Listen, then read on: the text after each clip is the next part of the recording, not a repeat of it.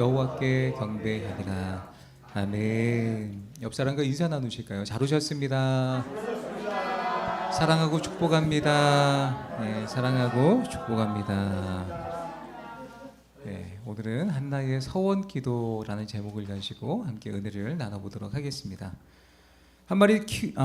소 한 마리를 키우는 농부가 있었어요. 근데 어느 날 그 소가 병이 들어서 약을 써도 소용이 없었고 계속 악화되었습니다.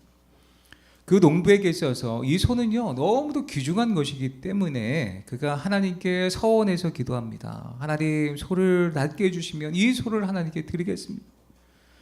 그러나 그 소가 정말 하나님께서 은혜를 주셨는지 낫어요. 기적이 나타났던 거죠. 근데 그 소가 나와서 잘 자라자 하나님, 죄송해요, 이 소가 새끼를 낳으면 그때 그 새끼를 주님께 바치겠습니다 라고 한 거죠. 그 소가 그만 쌍둥이를 낳았습니다. 한 마리가 죽은 거예요. 그때 이 농부가 이야기합니다. 하나님, 어찌합니까? 하나님께 드릴 소가 죽었습니다. 우리가 기도할 때 마치 이와 같지 않습니까? 하나님 응답해 주시면 제가 무엇이라도 하나님 앞에 반응하여서 그 은혜대로 행하겠습니다 이야기를 하죠. 그런데 기도 응답을 받게 되면 기도할 때의 그 간절함은 온데간데 없어지고 우리의 마음이 싹 변하여서 그 은혜에 감격하지 못하는 우리의 모습이 있기도 합니다. 오늘 말씀을 통해서 하나님의 은혜를 받은 자는 어떻게 하나님 앞에 반응하며 살아가야 되는지 함께 말씀을 통해 교훈을 나눠보도록 하겠습니다. 같이 읽습니다. 하나님은 우리를 마음에 담고 계시며 우리를 생각하신다. 하나님은요 우리를 그 마음 가운데 담고 계시고 언제나 우리를 생각하고 계신다는 거예요. 19절 말씀 같이 읽습니다. 그들이 아침에 일찍이 일어나 여호와 앞에 경배하고 돌아가 라마의 자기 집에 이르니라. 엘가나가 그의 아내 한나와 동침하매 여호와께서 그를 생각하신지라. 말씀해 보면 여호와께서 그를 생각하신지라. 여호와께서 한나를 생각하셨죠. 한나가 여호와 하나님 앞에 서원해서 기도하지 않았습니까? 자녀를 주시면, 아들을 주시면 머리에 삭도를 대지 않고 여호와께 드리겠습니다 기도했을 때에 하나님께서 이 한나의 기도에 응답하셔서 여호와께서 그를 생각하셨다. 하나님의 한나를 생각하셨다라는 이 히브리 원어는요 자카르라는 단어를 사용합니다. 마음에 담다, 그런 뜻을 갖고 있어요. 하나님이 한나의 기도를 마음에 담고 한나의 삶을 마음에 담고 계셨음을 의미합니다. 한나가 어떤 기도를 드립니까? 같이 읽습니다. 서원하여 이르되 만군의 여호와여, 만일 주의 여종의 고통을 돌보시고 나를 기억하사 주의 여종을 잊지 아니하시고 주의 여종에게 아들을 주시면 내가 그의 땅에서 그를 여호와께 드리고 삭도를 그의 머리에 대지 아니하겠나이다. 이 말씀에 보면 하나님은 잉태하지 못하던 한나를요 잉태케 하셔서 사무엘을 주셨습니다. 그러나 단순히 아들만 주신 게 아니에요. 단순히 응답만 일어난 것을 의미하지 않습니다. 구약 성경에서 하나님께서 생각하신다라는 의미가 이 사용된 곳이, 이 자카르라는 단어가 사용된 곳이 여러 곳이 있는데 창세기 30장 22절 말씀에 보면 하나님이 라헬을 생각하신지라. 하나님이 그의 소원을 들으시고 그의 태를 여셨으므로. 또 출애굽기 2장 말씀에 보면 같이 읽습니다. 여러 해 후에 애굽 왕은 죽었고 이스라엘 자손은 고된 노동으로 말미암아 탄식하며 부르짖으니 그 고된 노동으로 말미암아 부르짖는 소리가 하나님께 상달된지라. 하나님이 그들의 고통 소리를 들으시고 하나님이 아브라함과 이삭과 야곱에게 세운 그의 언약을 기억하사. 하나님께서 아브라함과 이삭과 야곱에게 세운 그의 언약을 기억하사 생각하셨다는 거예요. 잉태치 못하는 라에 대한 말씀에서 자카르라는 단어가 사용되었죠. 또 애굽에서 종살이하는 이스라엘 백성들의 고통소리를 들으시고 하나님은 자카르, 생각하셨다, 기억하셨다, 이런 말씀이 나옵니다. 결국 이 자카르라는 단어는요 하나님이 그냥 생각하는 것이 아니라 지나가는, 흘러가는 어떤 생각을 하시는 것이 아니라 하나님의 구속사, 즉 구원하는 역사가 나타날 때에 사용되는 단어임을 우리가 볼 수 있습니다. 라헬을 생각하신 것은 요셉이라는 인물을 주셔서 야곱의 가정을 애굽으로 인도하시려는 하나님의 그 구속사 계획이 있으셨던 거예요. 그래서 하나님이 라헬을 생각하셔서 그의 태를 여신 겁니다. 또 애굽에서 고난받던 이스라엘을 생각하셨다는 것도 모세를 통해 이 백성 가나안 땅으로 인도하시기 위해서 하나님의 계획을 이루기 위함이었습니다. 자카르라는 거죠. 하나님의 생각은 그렇습니다. 우리의 생각과 다르다는 거예요. 그냥 많은 생각 가운데 어쩌다가 맞다, 내가 그때 그런 약속을 했었지, 그게 아니라 하나님의 철저한 계획 가운데 이 한나를, 라헬을, 이스라엘 백성들을 주님께 친히 돌보셨다는 거예요. 이사야 55장 8절 말씀을 같이 읽습니다. 이는 내 생각이 너희의 생각과 다르며 내 길은 너희의 길과 다름이니라. 여호와의 말씀이니라. 아멘. 이 말씀에 보면 하나님은요, 우리의 생각과 다르다는 거예요. 우리가 알지도 못하고 생각할 수도 없는 큰 그림을 주님이 생각하고 계신다는 거예요. 구원의 큰 그림. 그래서 나의 생각이, 나의 길이 너희와 다르다고 말씀하시는 거죠. 하나님이 한나를 생각하셨다는 것은 아들이 없는 여자에게 단순히 내가 그래 생각났어, 너에게 아들을 줄게, 이런 단순한 사실을 넘어선다는 거죠. 사무엘을 통해 한나 개인의 문제, 그 개인의 문제를 풀어주실 뿐만 아니라 사사시대의 그 어둠을 끝내시고 새 시대를 열어주실 사명자로 이 사무엘을 주셨다는 거예요.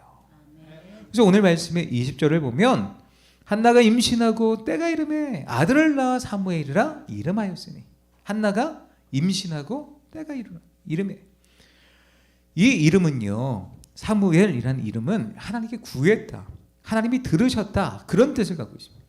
한나의 기도 응답은 사무엘이죠. 하나님이 응답하심으로 사무엘이 출생하게 됩니다. 그래서 사무엘이 주어진 시기를 뭐라고 말씀하고 있냐면 한나가 임신하고 때가 이름에, 때가 이름에, 이 말씀이 굉장히 중요합니다. 어떤 때입니까? 단순히 아들을 얻는 때가 아니라는 거예요. 하나님의 시간을 의미합니다. 하나님께서 임신치 못하게 하신 이유가 끝나고 하나님이 아들을 주실 때가 되었다는 것을 의미합니다. 때가 된 거예요. 우리가 생각하는 때가 아니라 하나님의 때를 말하는 것입니다. 하나님이 일하시는 바로 그때를 말씀하시는 거예요. 지금까지 그토록 참아오시고 한나의 태를 닫으셨던 지금을 위한 그때를 예비하셨던 거죠. 그것이 하나님이 한나를 생각하신다는 그 말씀의 모든 의미가 담겨져 있는 것입니다. 세계적인 전도자였던 빌리 그레엄 목사님에게는 문제 아들 프랭클린이 있었습니다. 이 프랭클린은요, 술과 마약에 찌든 채 아버지가 전하는 복음은 거짓말이고 하나님이란 없다, 호언장담을 하고 살았습니다. 하루는 그가 밤늦게 자가용 비행기를 운전해서 파티에 가던 중이었습니다. 근데 이게 웬일입니까? 목적지에 도착하기도 전에 연료가 바닥이 난 거예요. 통신 장비까지 고장이 나서 연락을 할 수도 없게 됩니다. 점점 고도가 떨어지는 거예요. 곧 추락을 앞두고 죽음의 공포가 밀려온 이 프랭클린은요, 그동안 부인하던 이 하나님께 기도하기 시작했습니다. 하나님 살려만 주신다면 하나님을 전하는 전도자가 되겠습니다. 서원까지 하게 됩니다. 그 순간, 이 기도를 드리는 순간 놀랍게도 공항 활주로의 유도등이 보이는 거예요. 그 불빛을 따라 안전하게 착륙할 수 있게 됩니다. 어떻게 그가 착륙할 수 있었던 것일까요? 알고 보니 그 공항 근처에 사는 어떤 목사님이 공항 직원을 신방하기 위해서 방문한 거예요. 공항 직원이 목사님 제가 이런 일을 합니다. 그리고 활주로 불을 딱 켰는데 그 활주로 불을 보고 이분이 내렸던 거죠. 프랭클린은요, 이걸 우연이라고 생각하지 않습니다. 이 놀라운 타이밍 앞에서 하나님의 살아계심을 인정할 수밖에 없었다고 고백합니다. 결국 아버지처럼 복음을 전하는 전도자가 되었습니다. 사랑하는 성도 여러분, 이것이 우연입니까? 여호와께서 우리를 생각하셔서 최고의 타이밍에, 최상의 타이밍에 우리를 만나주심으로 우리가 하나님의 기적을 맛보는 줄 믿으시기 바랍니다. 라헬을 기억하시고 이스라엘 백성들을 기억하시고 한나를 생각하신 하나님, 프랭클린 이 목사님을 생각하신 그 하나님께서 우리의 삶에도 기가 막힌 하나님에 대해 주님께서 응답해 주시는 줄 믿으시기 바랍니다. 그럼 우리는 어떻게 해야 될까요? 기도를 해야 되겠죠. 한나처럼 하나님의 때가 주어질 수 있도록 간절한 마음으로 하나님 앞에 기도를 해야 됩니다.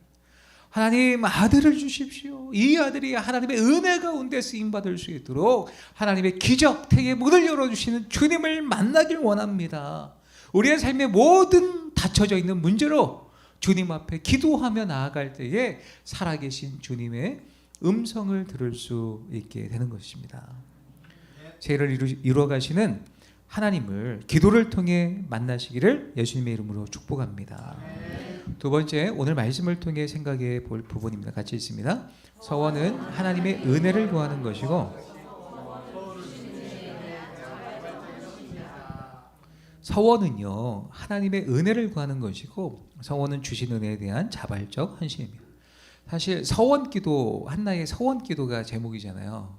그래서 이 부분을 좀 집중적으로 다루고자 하는데, 여러분, 서원이 무엇입니까? 우리가 신앙생활하면서 서원에 대해서 오해하는 부분이 굉장히 많은데요. 어떤 분은 이렇게 서원을 거래처럼 생각하시는 분이 있습니다. 하나님, 제게 무엇을 주시면 제가 이것을 드리겠습니다 라고 하면서 일종의 딜로 하나님 무슨 이제 협상하듯이 거래하듯이 이 서원을 하시는 분들이 있습니다. 하나님, 제게 큰 돈을 주시면 10의 1조뿐 아니라 2조 3조까지도 드리겠습니다. 그러니까 하나님 입장에서 전혀 손해보는 장사, 하나님 입장에서 손해보는 장사고, 우리 입장에서는 안 주셔도 그만, 그런 기도처럼 느껴지는 거죠. 제 아들이 있는데요, 자녀가 있는데요, 원하는 대학에 가면 선교지에 제가 교회 10채를 짓겠습니다. 하나님. 5채, 1채를 짓겠습니다. 그렇게 막 기도하는 거예요. 하나님이 먼저 축복을 주시면 제가 그 축복에 대한 반응으로 무엇을 드리겠습니다. 이것은 서원이 아닙니다.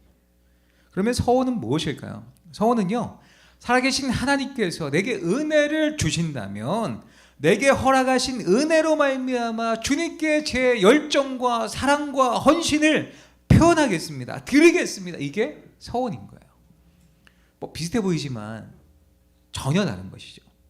하나님의 크신 은혜로 말미암아 자신의 헌신을 표현하고 하나님께 약속하는 것이 서원입니다. 예를 들면, 하나님, 제가 받은 하나님의 은혜가 너무 커서 제 평생 선교사로 헌신하겠습니다. 하나님, 제가 하나님께 받은 은혜가 너무 커서 제가 교회에, 선교지에 교회를 짓고 싶습니다. 제게 베풀어 주신 그 은혜가 너무 커서 제가 물질로 정말 주님 앞에 드리길 원합니다. 주시면 드리겠습니다. 이게 아니죠. 은혜가, 그 감동이 너무 커서 그 액수를 처음부터 지정하고 이렇게 하는 게 아니라, 물론 그럴 수도 있겠지만 이제 천지 차이라는 거죠. 우선순위가 전혀 다른 것이고 출발점이 다른 것입니다.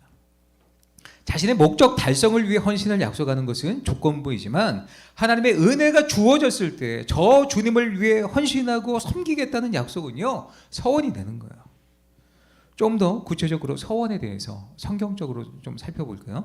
성경에 서원에 대해서 여러 가지 스토리가 있는데, 먼저 야곱의 서원을 한번 보시겠습니다. 야곱은요, 형 에서를 피해 외삼촌 라반의 집으로 도주하고 있었어요. 그때 어디예요? 베델이라는 장소에서 돌베개를 베고 잠이 들었을 때 하나님의 약속을 받게 됩니다. 이 약속을 받은 야곱은요, 하나님 앞에 이렇게 서원합니다. 같이 읽습니다. 야곱이 서원하여 이르되, 하나님이 나와 함께 계셔서 내가 가는 이 길에서 나를 지키시고 먹을 떡과 입을 옷을 주시어 내가 평안히 아버지 집으로 돌아가게 하시오면 여호와께서 나의 하나님이 되실 것이요 내가 기둥으로 세운 이 돌이 하나님의 집이 될 것이요 하나님께서 내게 주신 모든 것에서 아멘. 이 말씀에 보면 나와 함께 하시며 나의 앞길을 지켜주시고 먹을 양식과 입을 옷을 주사 나로 평안히 아버지 집으로 돌아오게 하신다면 여호와께서 나의 하나님이 되실 것이요 내가 기둥으로 세운 이 돌이 하나님의 전이 될 것이요 내게 주신 모든 것에서 10분의 1을 반드시 하나님께 드리겠나이다. 하나님은 20년 동안 이 야곱의 약속을, 서원을 다 들어주셨어요. 지켜주셨어요. 온갖 어려움 속에서도. 그럼에도 불구하고 야곱을 풍족하게 하셨고 평안히 가나안 땅으로 아버지의 집으로 돌아오게 하셨습니다. 그럼에도 이 야곱은요, 하나님의 은혜에 대한 감사의 약속을 지키지 않고 잊고 있었던 거예요. 물론 그는요, 신앙적으로 생각날 때마다 여호와 하나님 앞에 여호와 하나님을 찾고 단을 쌓고 예배를 드리고 그렇게 신앙적으로 살아갔지만, 문제는요, 그가 베델에서 하나님께 돌아오게 하신다면 이 베델에서 하나님 앞에 예배를 드리겠습니다, 그런 서원을 지킨 것이 아니었습니다. 야곱과 그 일행이 세겜에 이르렀을 때에 그의 사랑하는 딸 디나가 하몰의 아들이었던 세겜에 의해서 욕을 당하게 됩니다. 이것이 야곱의 마음에 커다란 상처가 되었죠. 야곱의 성급한 아들들이 하몰과 그 일가의 남자들 죽이는 복수를 하였지만 그 족속이 야곱 가문을 복수할까 봐 마음 가운데 또 야곱이 두려워하게 됩니다. 야곱은 이런 화가 왜 나에게 임하였는가 곰곰이 생각을 해보았겠죠. 그의 딸 디나가 철없이 이곳저곳 다니다가 화를 초래한 것인가, 아니면 또 다른 어떤 이유가 있는 것인가. 이때 하나님께서 야곱에게 나타나셔서 베델의 일을 생각나게 하십니다. 같이 읽습니다. 하나님이 야곱에게 이르시되 일어나 베델로 올라가서 거기 거주하며 내가 내 형 에서의 낯을 피하여 도망가던 때에 내게 나타났던 하나님께 거기서 제단을 쌓아라 하신지라.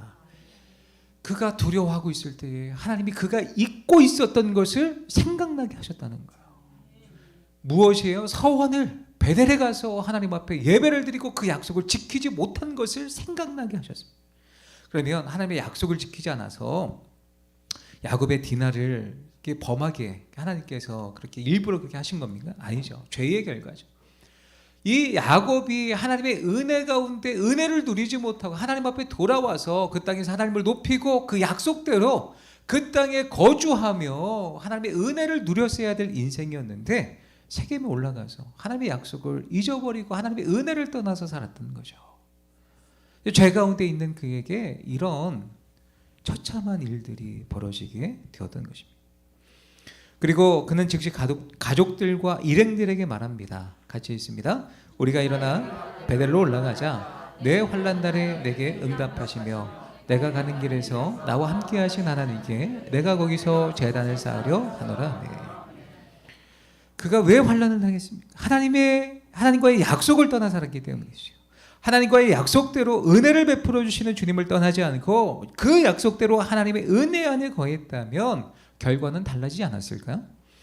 우리는 서원에 대해서 이렇게 약속을 지킬 줄 아는 그런 사람이 되어야 하고, 무엇보다 하나님의 은혜 가운데 거해야 합니다. 하나님의 은혜를 베풀어 주시면 우리가 은혜를 받았잖아요. 은혜를 베풀어 주신 하나님을 생각하고 그 은혜에 반응하며 주님 앞에 나아가는 것이 바로 진정한 서원의 모습인 것입니다. 이것이 야곱을 통해 깨달을 수 있는 서원에 대한 부분입니다. 또 두 번째 성경을 통해 살펴볼 서원은요, 입다의 서원이 있습니다. 사사기 11장 말씀에 보면 사사 입다가 나옵니다. 사사 입다가요, 사사 입다의 시대에 암몬 사람이 쳐들어와서 이스라엘 백성들을 괴롭게 하는 거예요. 그때 입다가 하나님 앞에 서원을 하게 됩니다. 하나님, 우리가 저 암몬과 전투를 앞두고 있는데 이번 전투에서 이기게 하시면 내가 집으로 돌아올 때에 우리 집에서 맨 먼저 나를 맞이하러 나온 사람을 제가 각을 떠서 번제로 하나님께 드리겠습니다. 서원을. 아무튼 하나님의 도우심으로 전쟁에서 이 서원 때문에 이겼다라고 하기보다는 전쟁에서 하나님의 도우심으로 개입해서 이기게 됩니다.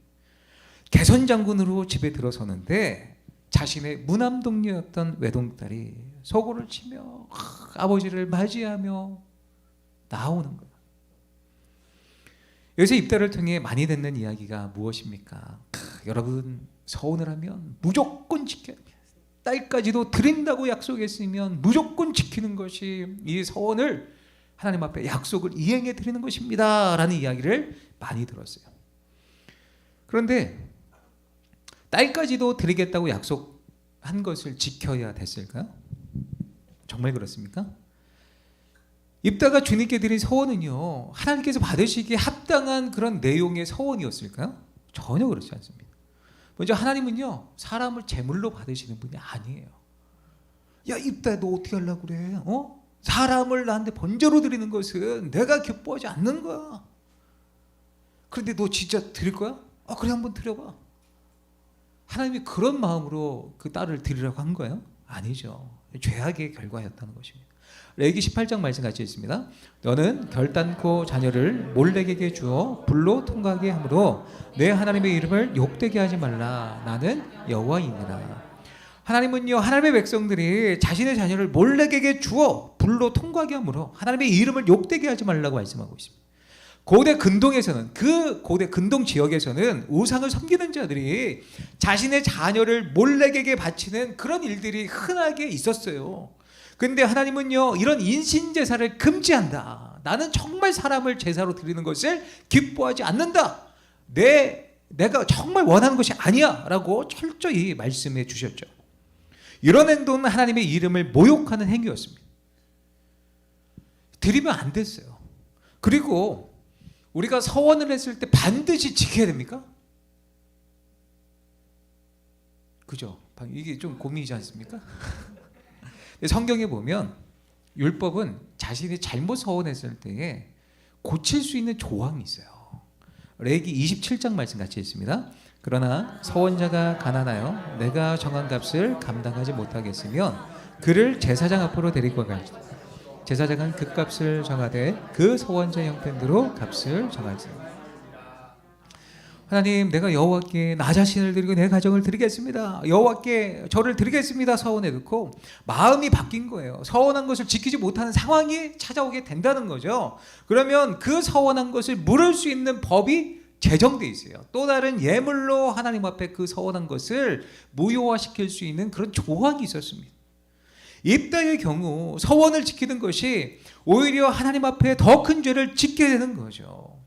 따라서 이러한 경우 서원을 이행하여 죄를 지을 것이 아니라 자신의 잘못된 서원을 회개하며 하나님 앞에 나아가야 했던 거죠. 이 입다가요. 그럼에도 불구하고 이미 사람을 쉽게 바치는 제물로 드리는 이방 문화에 익숙해 있던 입다나 그의 딸이나 그 어느 이스라엘 백성들도요, 그 문화에 익숙해서 이게 잘못되었습니다 막는 사람이 아무도 없었다는 게 문제였던 거예요. 사사시대는 이와 같이 하나님의 말씀을 올바르게 분별치 못하는 그런 비극과 재앙을 입다를 통해 볼 수 있는 거죠. 자신의 소견에 옳은 대로 살아갔던 시대가 사사시대였습니다. 만일 이때 입다에게 정말 하나님의 뜻이 무엇인지 깨닫게 해주는 레위인, 하나님의 말씀을 받고 있는 제사장, 하나님의 말씀을 가르치는 그런 사람들이 있었다면 이런 비극이 일어나지 않아도 되었을 것입니다. 그러면 우리가 하나님 앞에 서원했다가 취소할 수도 있네. 땡큐다. 그렇게 생각하시는 분이 계실 수도 있어요. 그러면 서원을 마음대로 취소하면 될까요? 그러니까 서원을 그만큼 함부로 해서는 안 된다라는 그런 의미이죠. 우리가 서원에 대해서 그냥 즉흥적으로 그냥 어떤 하나님 이것 주시면 제가 이걸 드릴게요. 어떤 조건부. 그냥 될 대로 되라. 그런 식으로 하나님 앞에 막 떠들어대는 그런 서원을 우리가 멈춰야 한다는 거죠. 또 하나님의 뜻 가운데 멀어진 서원을 우리가 멈춰야 한다는 것입니다. 그만큼 우리가 서원을 하게 될 때에 하나님께서 주시는 성령의 감동으로 나도 모르게 이런 고백이 나올 때가 있어요. 성령의 그런 은혜로 막 마음에 감동이 돼서 하나님 제가 이것을 주님께 이렇게 하겠습니다 라고 나오는 때가, 나도 모르게 나오는 때가 있잖아요. 그런 그 성령의 인도하심 속에 하나님의 뜻 가운데 서원을 했다면 그 서원은 믿음으로 반드시 지켜야 한다는 거예요. 그러면 성경을 통해 서원을 이룬 좋은 예가 어디에 있습니까? 바로 오늘 본문의 한나의 예를 통해서 볼 수 있습니다. 한나의 서원은 무엇이었을까요? 간절히 하나님의 은혜를 구하였고 주신 은혜에 대해 즉시 자발적으로 헌신하며 나아갔던 것이 한나의 서원이었습니다. 한나가 하나님 앞에 서원합니다. 아까 11절 말씀을 읽었잖아요. 하나가 하나님 앞에 서원했습니다. 아들을 주시면 아들을 하나님 앞에 드리겠다고 서원했습니다. 아들을 드리는 것이 보통 일입니까? 또한 당시 아내가요, 또 그 율법에 보면, 규례에 보면 이런 법도 있었습니다. 아내가 하나님 앞에 서원을 하게 되었을 때에 자기가 책임지지 못하는 어떤 한계치가 있잖아요. 경제권도 없고 어떤 그 결정권도 여자들이 없잖아요. 그래서 여자가 서원했을 때 그 남편이 취소할 수도 있는 그런 규례가 있었습니다. 같이 있습니다. 부녀가 혹시 그의 남편의 집에서 서원을 하였다든지 결심하고 서약을 하였다 하자, 그의 남편이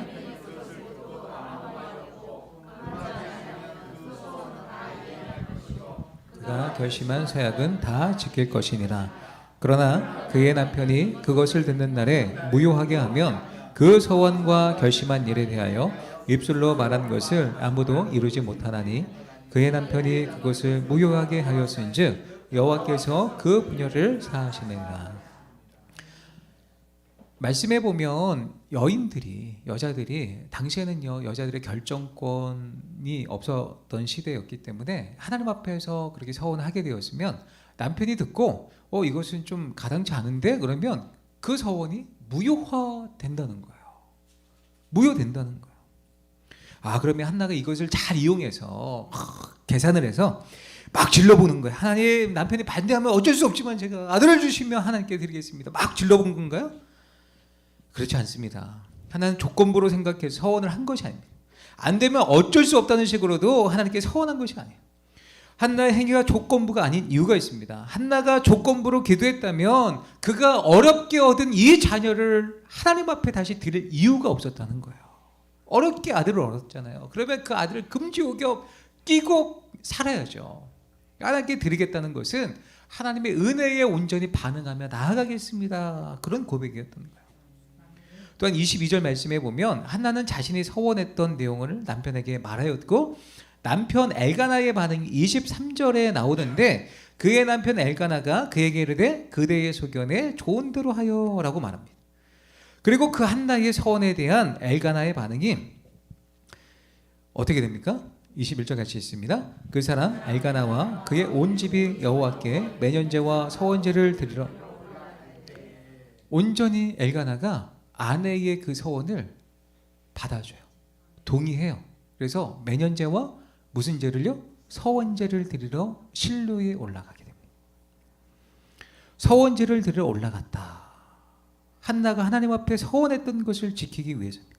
하나님께 했던 그 약속을 공개적으로 확증하고 확정하는 제사를 드리러 나아갔다는 거예요. 사무엘이 태어나자마자 엘가나와 한나는요, 하나님의 그 주신 은혜에 감사하지 않을 수 없었어요. 자신들의 힘으로 도저히 해결할 수 없는 절박한 문제가 하나님의 개입하심으로 말끔히 해결되었기 때문입니다. 그저 가만히 웃으며 즐거워할 수만은 없고, 하나님이 은혜를 주셨으니까 은혜를 받고 보니까 막 드리기 아깝다, 이게 아니었어요. 이 은혜를 감사로 주님 앞에 나아갔던 거예요. 그리고 이 매년제와 서원제를 드리러 나아갈 때에 준비한 예물이 얼마였습니까? 수소 3마리와 밀가루 1에바와 포도주 1가죽부대였습니다. 큰 숫소를 3마리나 갖고 가게 됩니다. 민수기에서 정해진 것보다 3배가 더 많은 숫자예요. 많은 재물입니다. 당시의 큰 재물은 수소이죠. 물론 많은 재물을 드렸다고 해서 더 하나님께서 기뻐하시고 더 정성스럽게 받아주신다 말할 수 없습니다만, 그만큼 엘가나와 한나 입장에서는 하나님의 주신 은혜가 얼마나 컸는지 수소를 3마리나 드릴 정도로 정말 감사하며 주님 앞에 최선을 다해 드렸다는 거예요. 이 말을 오해하지 마십시오. 여러분, 수소 3마리를 적어도 드려야 됩니다. 그런 의미가 절대 아닙니다. 본인들이 자발적으로 하나님께 받은 은혜가 너무 감사해서 견딜 수 없는 거예요. 막 드리고 싶은 거예요. 더 많은 것을 막 최선을 다해서 하고 싶은 거예요. 엘가나와 한나는 하나님께 주신 은혜가 얼마나 큰지 최선을 다해서 헌신했습니다. 엘가나는 한나가 얻은 아들 사무엘을 주님께 드리는 것을 안 돼, 무효야 라고 무효화시킬 수 있는 그런 권리가 있었지만, 아내를 사랑하고 축복하고 하나님께 서원했던 것을 자신의 것으로 삼았던 것입니다. 한나가 재물을 얼마나 드리겠다고 한 적이 있습니까? 없죠. 사무엘을 주셨으니 사무엘만 드릴 수 있었겠죠. 그러나 한나와 엘가나는 하나님의 은혜에 감사하며 최선을 다해 숫소 3마리로 하나님 앞에 헌신하며 나아갔던 거예요.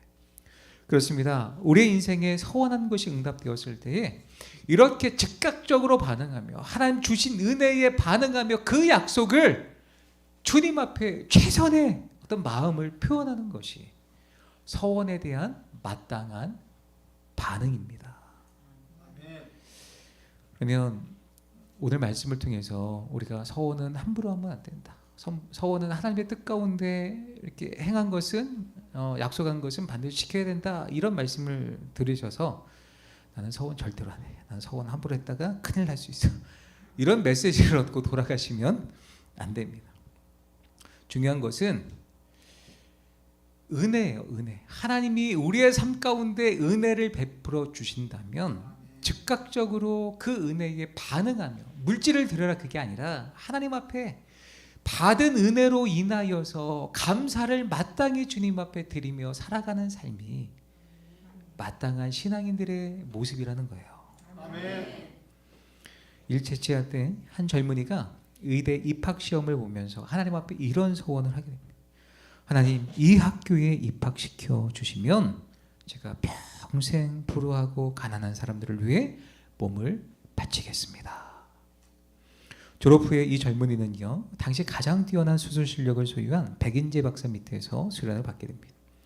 그리고 그는 자신의 서원대로 가난하고 병든 이웃을 위해서 무료 진료소인 복음병원을 개설해서 영세민 의료구호 사업에 전생애를 바치게 됩니다. 29세의 나이에 박사 학위를 받은 수재교였던 이 사람은요, 정작 집안채 없이 오직 주님만을 의지하고 가난한 사람들을 위해 봉사의 삶을 살게 됩니다. 이 사람이 바로 한국의 슈바이처로 불리다가 1995년 12월 25일 성탄절 새벽에 하나님의 부르심을 받은 장기려 박사님이십니다. 그가 남긴 것, 가운, 청진기, 성경책, 서원한 대로 사셨던 거예요. 주시면 가난한 자들을 위해서 살겠습니다. 이것이 하나님의 은혜를 받아 또 하나님 앞에 약속된 주신 은혜로 따라 평생을 제가 그렇게 살아가겠습니다. 그 약속대로 살아간 신실한 신앙인의 모습이 아닐까요?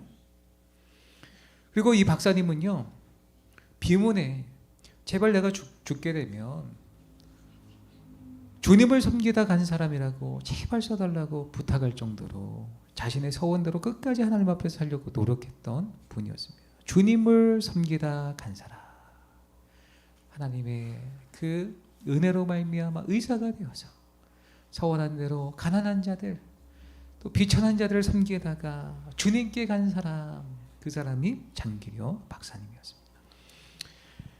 말씀을 맺겠습니다.